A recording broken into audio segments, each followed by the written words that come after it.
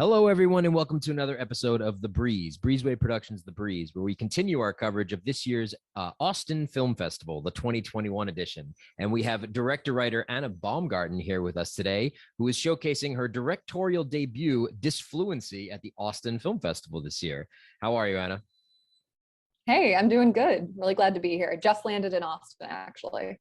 Right on. Well, welcome to Texas, and hope that you enjoy the festival. But tell our audiences a little bit about Disfluency, which is screening this year. Absolutely. So Disfluency is a coming of age story about Jane, who's studying to become a speech therapist.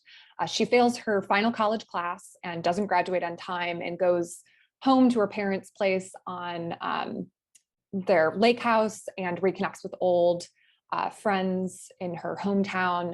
And then we find out that there was a traumatic incident that happened to her and she comes to terms with it. Yeah. Okay. So since you were the writer of this as well, where did this subject matter come from? Is this from personal experience or how did you put this product together? Yeah. So Disfluency is definitely pulled from a personal experience that I had with trauma in college. But it is very much Jane's own story. I think that's very important to note because it is, we shot it at like my parents' house, my grandmother's house, my aunt's house. So in and around a lot of my family and home life, but it's very much Jane's story and covers a lot around PTSD and imposter syndrome and all the highs and lows after, a traumatic incident happens. Sure. You have quite the cast lined up, many different players. I count about 15 to maybe 16, 17 actors and actresses that are a part of this. How did you do the casting for it? Would you get your actors from LA? Were they local, or where did you find your cast? Yeah, so we made a short film first, and me and my colleague, partner, best friend, Laura Holiday, who directed the short film, we were looking for the main character in the short, Jane. And I happened to be watching Sneaky Pete one day, and I saw Libe Barrere for the first time, and I thought, oh my gosh, she's perfect. She's Jane. So I got a hold of her manager, and I was like, does Libe want to do a short film?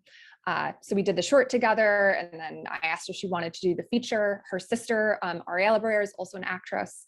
So I was like, does your sister want to do it? So I wrote the two sister roles around Libe and Ariella, and then we kind of cast around them through contacts that we knew. We didn't have a casting director, so it was really me and my producer, Danny Mooney, really reaching out and working hard to bring this great cast together. And yeah. I love all of them. A lot of people always wonder how people get involved in projects, like what brought them to it or what offers were made or how did all the things come together. So you saw their performance on Sneaky Pete, loved her for the role, wrote the manager for it, said that this project was basically for her. And then she just jumped on and was like, I'm so down with it after having like a meeting or two. Is that how that went down?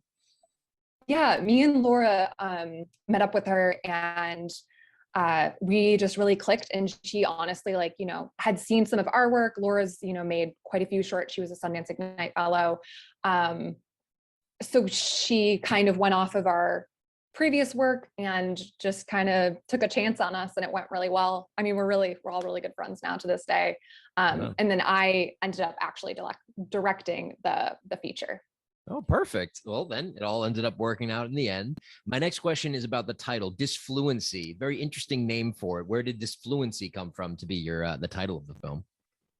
Yeah, so in speech, we do not speak 100% fluently. We stop, we pause, we use filler words, and those are all disfluencies in our speech. So the way that I got to that is I was exploring sorry as a disfluency, as a filler word that we use in conversation without fully thinking about it. And I explored that theme in the short film that I wrote and in the feature film. Language is a really big element in the feature film and communication. And the title Disfluency is actually, it's not only referring to that language element, but also Jane goes through this experience in society where women are usually expected to bounce back or ignore or cope quickly with these incidents. So it's like a disfluency in your life, but really there's a lot more to it. There's a lot more meaning. And I will say that, like, on the language end of disfluency, it's usually referred to in like stuttering and kind of childhood developmental challenges. So I really kind of took some creative liberty with how we're talking about it, but we all use, normal speech disfluencies in how and when we talk. Sure. Some people stammer, pause, or get confused, lose their train of thought. And so if it's not fluid conversation of speech, then it is disfluent, which is how you came to the title. So thank you for breaking that down. And this is your directorial debut. How does it feel to finally wrap a feature film? First time. Oh my gosh. It's just been such a long journey. It's been like, I think 6 years from when I wrote the first few pages of the short script. Wow. And the feature is like 2 years almost to the day. But yeah, it's been quite the journey, and I'm so excited for everyone to see it finally.